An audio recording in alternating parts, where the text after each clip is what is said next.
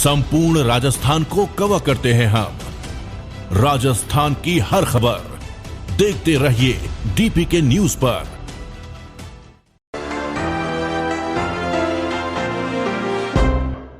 नमस्कार, खबर गांव शहर बुलेटिन में आप सभी का बहुत बहुत स्वागत है। मैं आपके साथ हर्ष चौधरी और आइए बुलेटिन देखते हैं खबर गांव से लेकर शहर तक की हर एक बड़ी खबर फटाफट अंदाज में। लंदन में पाकिस्तान के पूर्व प्रधानमंत्री नवाज शरीफ पर हमला हुआ। अज्ञात शख्स ने नवाज के ऑफिस के सामने उन्हें फोन फेंक कर मारा। हमले में उनका बॉडीगार्ड घायल हो गया।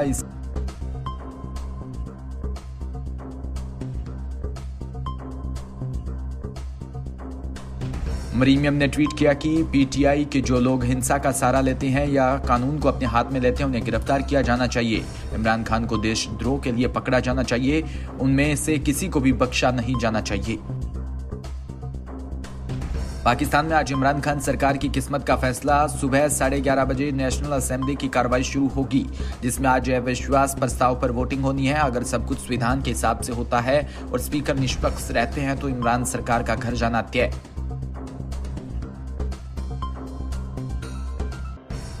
नेशनल असेंबली में कार्रवाई से पहले आसपास के इलाकों को सील कर दिया गया। साथ ही पूरे इस्लामाबाद में कर्फ्यू भी लगा दिया गया।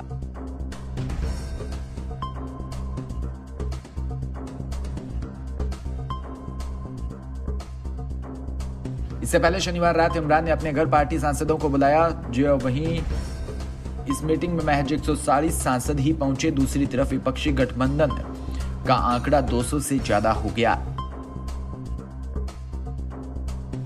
जोधपुर में केंद्रीय मंत्री गजेंद्र सिंह शेखावत राष्ट्रीय स्वयंसेवक संघ के भव्य पथ संचलन में शामिल हुए। शेखावत संघ के पूर्ण गणवेश में केशव परिसर आदर्श विद्या मंदिर पहुंचे और हजारों स्वयंसेवकों के साथ बौद्धिक सुना और पथ संचलन में भाग लिया।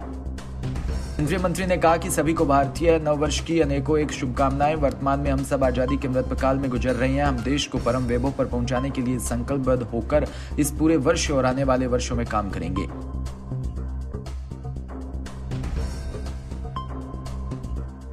नीमका थाना में हिंदू नववर्ष पर गांव हीरानगर में विधायक सुरेश मोदी ने नए ग्राम पंचायत भवन निर्माण की नींव रखकर लोकार्पण किया। इस भवन का निर्माण लगभग 50 लाख की लागत से आधुनिक तरीकों से होगा।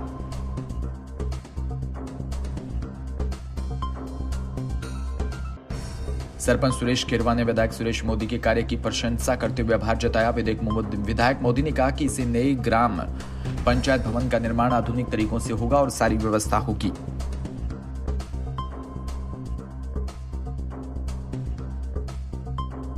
अगर इस भवन निर्माण में और भी पैसे देने पड़े तो विधायक कोष से देने के लिए कहा। विधायक मोदी ने जल जीवन मिशन के तहत घर पानी पहुंचाने की बात कही। विधायक मोदी ने कहा कि हीरानगर ग्राम पंचायत में विकास में कोई कमी नहीं छोड़ी जाएगी। कोलायत में गणगौर पर्व को लेकर महिलाओं और युवतियों में उत्साह नजर आया। गणगौर के हल्दी की रस्म अदा की गई। कोलायत क्षेत्र के निकटवर्ती गांव जज्जू के शिव मंदिर में सार्वजनिक रूप से गणगौर माता की हल्दी की रस्म अदा की गई।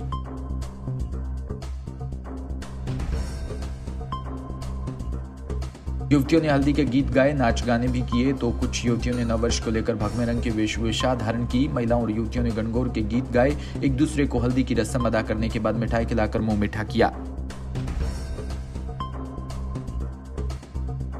राजस्थान कृषि कला बोर्ड अध्यक्ष राज्य मंत्री महेंद्र गहलोत का शनिवार को रायसेनगर में सेन समाज द्वारा स्वागत किया गया। रॉयल मैरिज गार्डन में रखे कार्यक्रम में सेन समाज द्वारा अध्यक्ष महेंद्र गहलोत का स्वागत किया।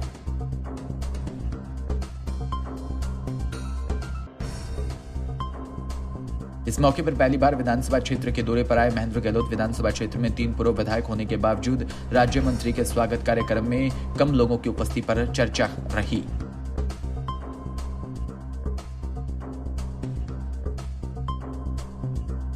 इससे पूर्व गांव 22 PS में समरा फार्म हाउस पर महेंद्र गहलोत का स्वागत किया। वहीं राज्य मंत्री राजस्थान के कला बोर्ड के अध्यक्ष महेंद्र गहलोत द्वारा मीडिया कर्मियों से बातचीत करते हुए कहा कि जिला स्तर पर सेन समाज के लिए छात्रावास खोले जाएंगे।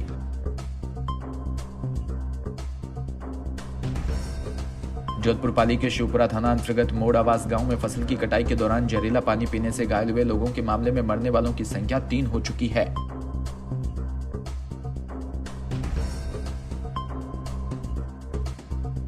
अब आज एक और व्यक्ति की मौत हो गई। मामले के बारे में बताते हुए स्थानीय लोगों ने बताया कि गेहूं की फसल की कटाई के दौरान मोड़ाबास गांव के मटके का पानी पीने से कुछ लोग बीमार हो गए थे।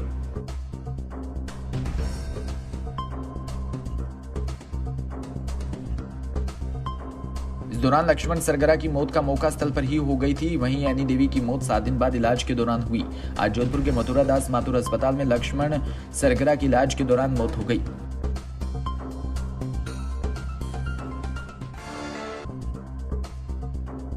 जब तक पूरे मामले की निष्पक्ष जांच नहीं हो जाती तब तक वो सब नहीं उठाएंगे। इन लोगों ने बताया कि उन्होंने शिवपुरा थाने में नामजद रिपोर्ट भी दी, लेकिन अब तक कोई गिरफ्तारी नहीं हुई।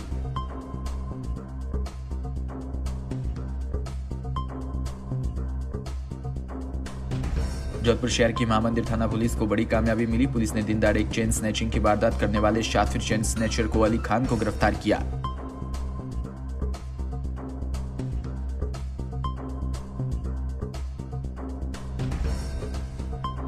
कार्रवाई के बारे में बताते हुए महामंदिर थाना पुलिस ने बताया कि फर्स्ट पोलो में एक महिला के गले की चेन तोड़कर बदमाश भाग गए। मामला गंभीर होने के चलते पुलिस की टीम बनाई गई। इन टीमों ने 100 से ज्यादा सीसीटीवी फुटेज खंगाले। वहीं भीतरी शहर में रहने वाले अली खान को गिरफ्तार किया। फिरोजाबाद यूपी में पिछली साल संचारी रोगों और डेंगू के प्रकोप के हजारों की संख्या में बीमार पड़े लोगों व बच्चों के चलते अब योगी सरकार ने 2 जिलों को चिन्हित कर विशेष संचारी रोग नियंत्रण अभियान की शुरुआत की।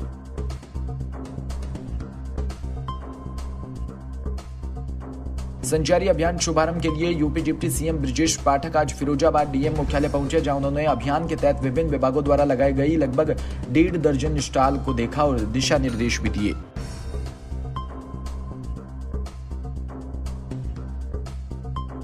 चांदपुर की मासिक मीटिंग का आयोजन डॉक्टर मुनीर खालिद के निवास स्थान पर किया, जिसमें पत्रकारों के साथ सामाजिक कार्य करने व संगठन को मजबूती से आगे बढ़ाने पर चर्चा हुई।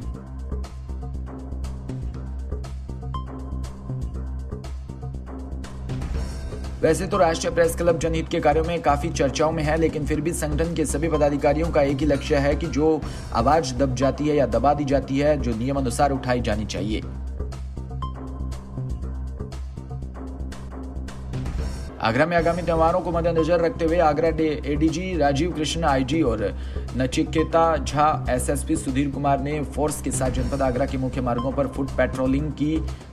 वहीं मेहर टॉकीज से लेकर थाना हरी पर्वत तक पेट्रोलियम गश्त किया। एडीजी राजीव कृष्णा ने जनता से अपील की कि आप नवरात्रि और रमजान सुकून शांति से बड़े हर्ष और उल्लास के साथ मनाएं। वहीं परिवारों को मद्देनजर रखते हुए प्रशासन अलर्ट पर है।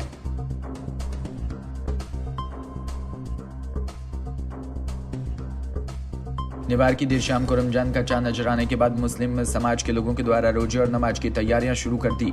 चांद दिखने के बाद ताज नगरी आगरा की मस्जिदों के तरावीही की नमाज अदा की गई।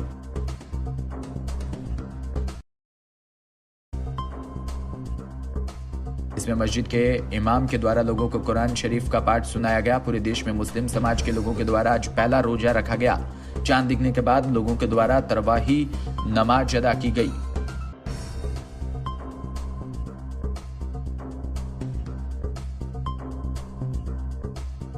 उसके बाद लोग बाजारों में सहरी का सामान खरीदते हुए दिखाई दिए। हालांकि पूरे 30 दिन तक मुस्लिम समाज के लोग रोजा रखते हैं और नमाज पढ़ने के साथ साथ कुरान शरीफ का पाठ पढ़ते हैं।